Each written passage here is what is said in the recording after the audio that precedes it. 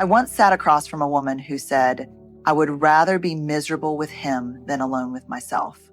That sentence stayed with me for years, not because she was broken, but because she was honest.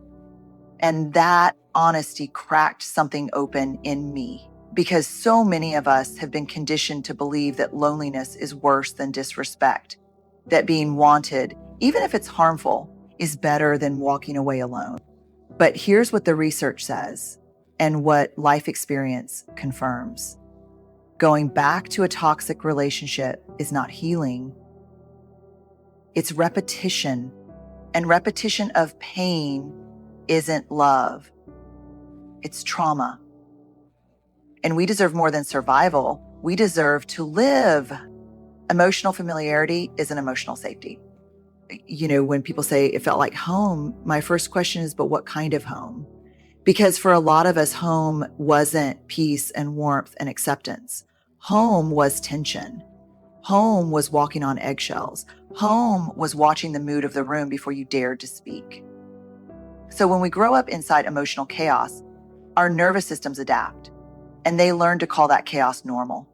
And later in life, when we meet someone who mirrors that same emotional unpredictability, guess what? We don't run, we lean in. It feels familiar, it feels like home. But that emotional familiarity, it's not safety. It's a memory of survival. I've sat with people who were in relationships where they felt consistently dismissed, minimized, even emotionally manipulated. And yet, when they talked about leaving, there was this ache in their voice, not just of sadness, but of confusion. Why do I miss someone who hurt me? Why does it still feel like they're the only one who really gets me? That confusion isn't weakness. It's your brain doing what it was trained to do, associate familiarity with safety. Here's what the research tells us. The brain doesn't just crave comfort, it craves patterns. It wants to recognize and repeat what it knows because that repetition gives a sense of control, even if what it knows is pain. That's why trauma bonds are so powerful. When someone alternates between affection and withdrawal, warmth and coldness, praise and punishment, it creates a loop, one that's deeply emotional and deeply chemical. It's not love, it's reinforcement. And the longer you stay, the more your body begins to believe that roller coaster is the price of connection. So when we say it's hard to leave, we're not just talking about emotional attachment. We're talking about a neurobiological entanglement. That's real. That's valid. And it's exactly why going back feels easier than staying gone, because the familiar chaos is more comfortable than the silent stretch of healing. But here's what I need you to hear. What feels familiar isn't always what's good for you. Sometimes the relationship that feels like home is actually the place where you learned to abandon yourself. The place where you learned to prioritize someone else's comfort over your own safety. The place where you became small so someone else wouldn't feel insecure. That is not love, that is survival. And survival isn't supposed to be your forever story. I've had to sit with my own patterns, had to ask myself if I was calling something chemistry when it was actually a trauma echo. That's the hard part. It takes brutal honesty and self-compassion to say, this feels right, but it's not. Because the rightness is coming from your history, not your healing. What's wild is the first time you experience true emotional safety, when someone listens without interrupting, honors your no, celebrates your boundaries, it can actually feel boring, anticlimactic, even suspicious. Because your nervous system is used to drama, not peace. But peace is not boring. Peace is safe. And over time, your body will learn that safety is where it can finally exhale. That it's not supposed to be a fight. It's supposed to be a sanctuary. So if you're tempted to go back just because it feels like home, ask yourself, was home a place you felt safe, or was it the place you learned to survive? Because going back to what's familiar might feel comforting in the moment, but healing starts when you stop confusing pain with love and begin choosing what actually feels like peace. You cannot heal in the same environment that broke you. That line isn't just poetic, it's neuroscience. It's emotional truth. It's the thing we don't want to admit when we're standing at the door of a relationship we know is hurting us, but still hoping maybe this time will be different. I've heard people say, but we've got history, or they said they'd change, or even they've started therapy. And while I honor every step toward growth, truly, I also know that healing requires space, clarity, and a new emotional landscape. And if the relationship environment is still laced with the same dynamics that left you doubting your worth, you're not healing. You're re-entering the cycle. Think of it like this. Imagine trying to recover from smoke inhalation while staying inside the burning house. That's what it's like when we try to heal inside the relationship that caused the wound.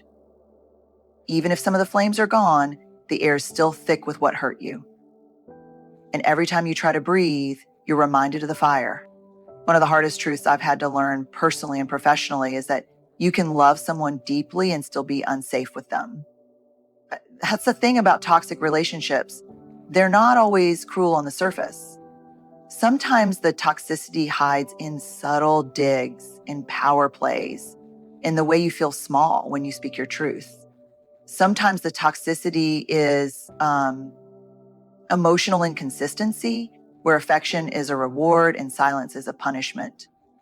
And when we try to heal in that environment, what actually happens is we become experts in emotional contortion. We twist ourselves into someone more likable, more agreeable, more tolerable, just to keep the peace. That's not growth, that's survival. And healing can't happen while you're still performing. The research is pretty clear on this too. Psychologists studying trauma recovery talk about regulation before restoration, meaning you can't restore your emotional health until your nervous system has space to feel safe. You can't do the deep work of rebuilding self-worth while also scanning for micro-rejections or calculating the safest way to speak your needs. Your brain is wired to protect you from danger, not to thrive in it. And look, I understand the temptation to stay. I really do. Sometimes it's financial. Sometimes it's about children. Sometimes it's just the fear of the unknown.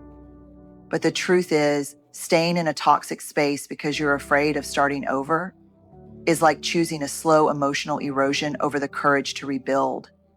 And rebuilding is scary, yes, but it's also sacred.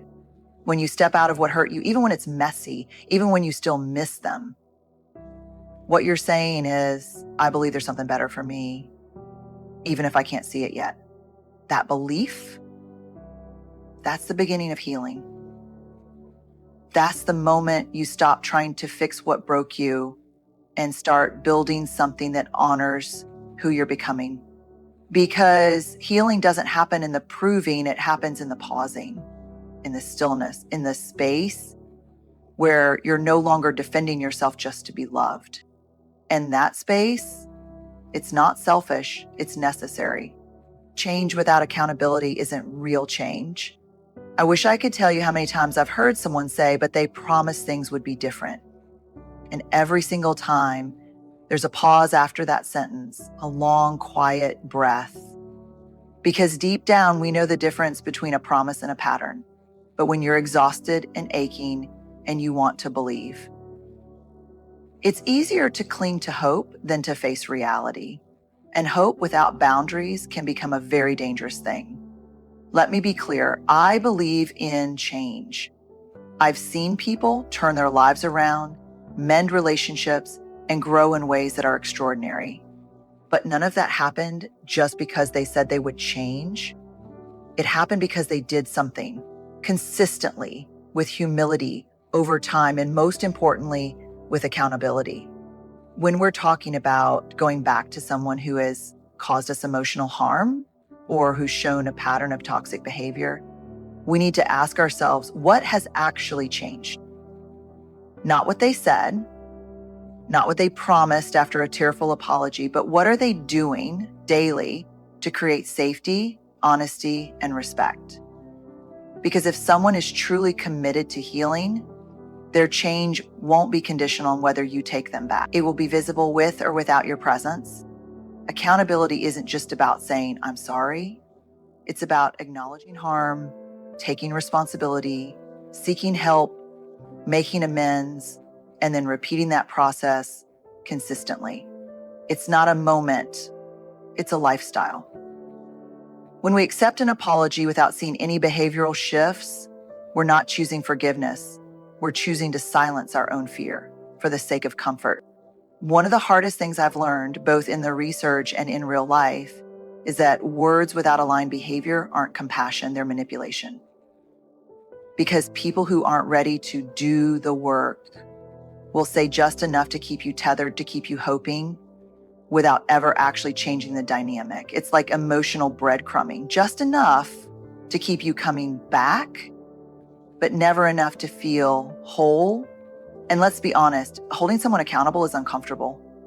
It requires boundaries. It means you might say, I see the words, but I'm not seeing the work. And until I do, I can't come back. That's hard, especially if you still love them. But boundaries aren't punishment. They're clarity. They say, I love you enough to want better for both of us. In emotionally toxic relationships, the pattern is often the same. Conflict, apology, honeymoon period, repeat. That cycle isn't transformation, it's trauma.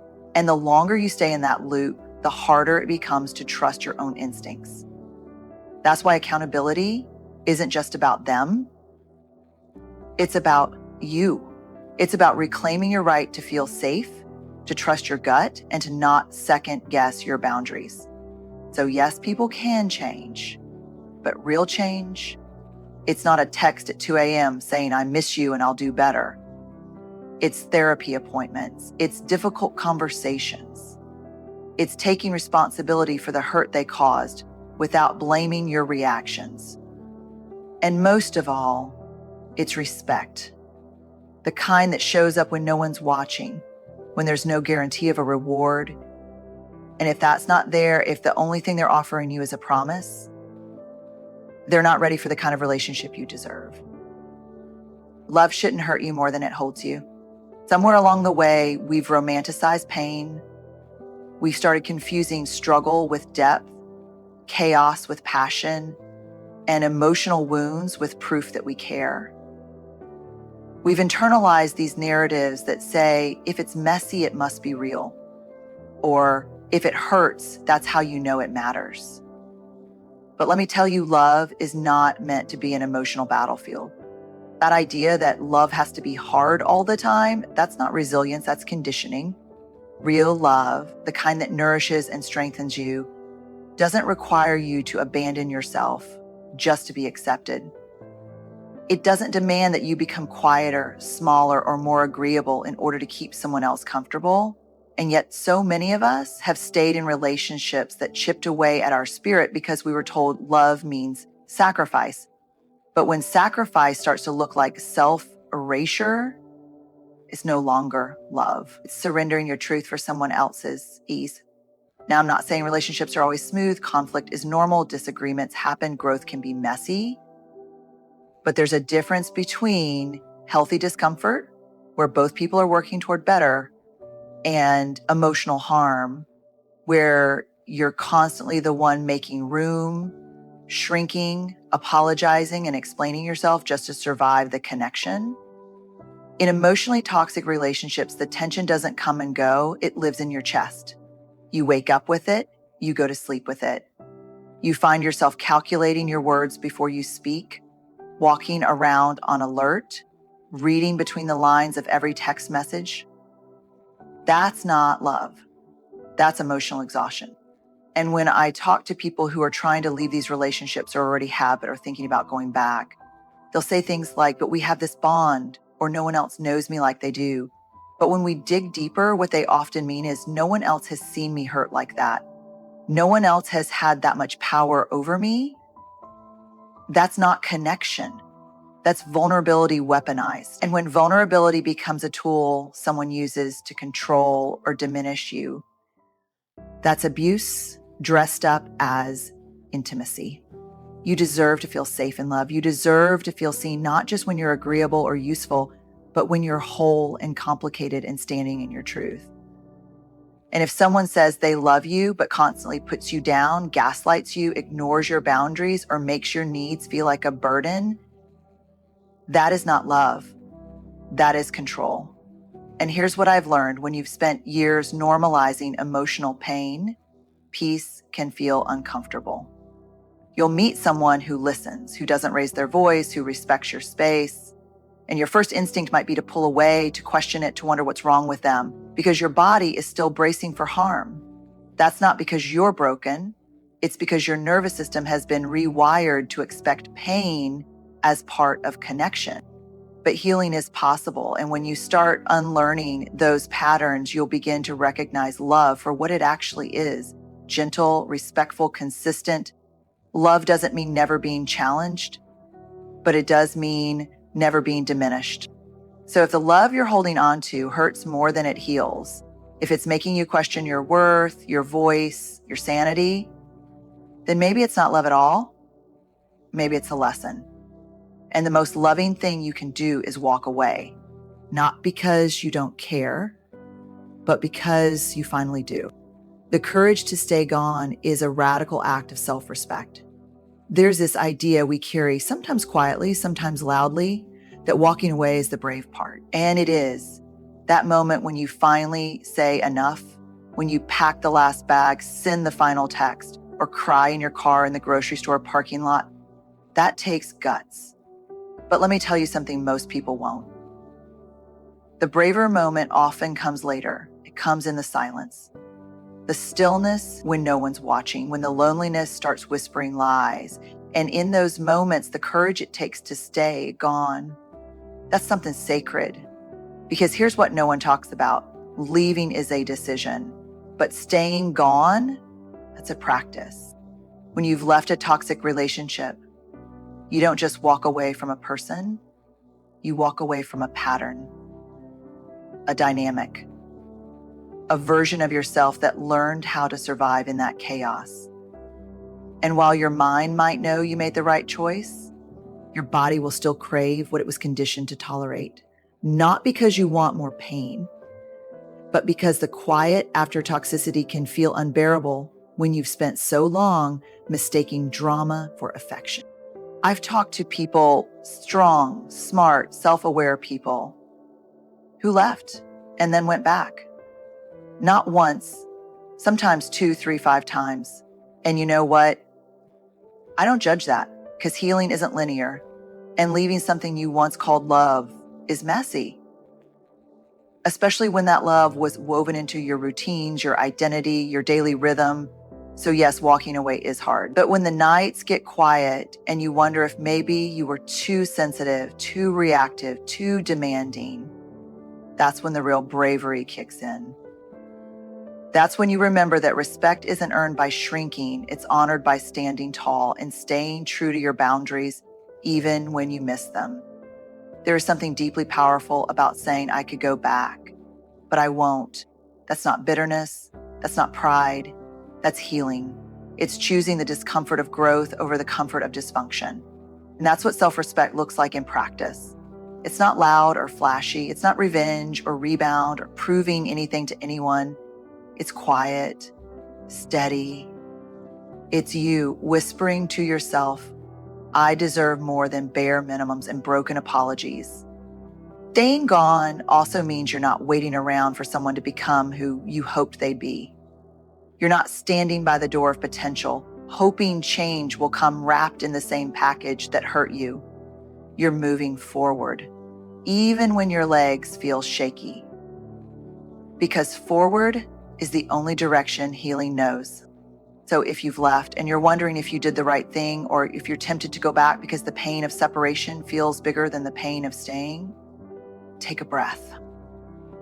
Ground yourself in the truth that choosing yourself is not selfish. It's revolutionary.